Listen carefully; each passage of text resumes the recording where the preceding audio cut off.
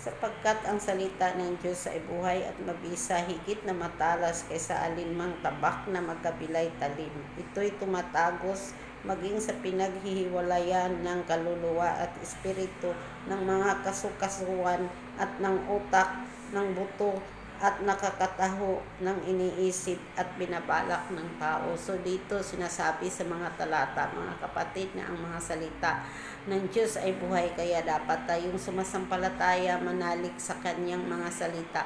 Dahil ang kanyang mga salita, ang sabi dito sa John 1:1, "In the beginning was the Word, and the Word was with God, and the Word was God." So noong una pa, alam na natin na sa pasimula ang salita ay nandoon na kasama ang Diyos. Kaya nagiging buhay ang kanyang salita. At dito sa Mateo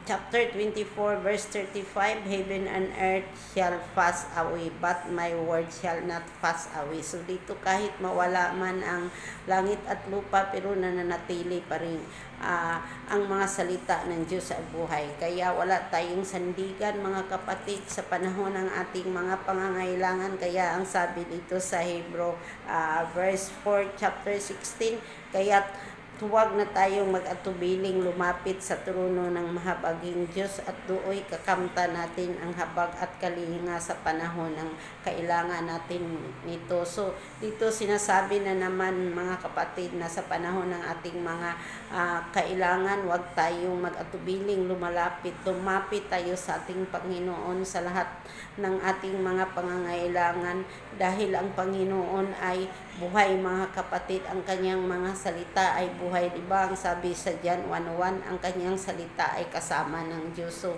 dito, mga kapatid, so yung gawin lang natin ay mananampalataya, manalig tayo sa Diyos, magtiwala sa kanyang mga salita, at wala tayong ibang inaasahan kung hindi ang kaniya lang mga salita.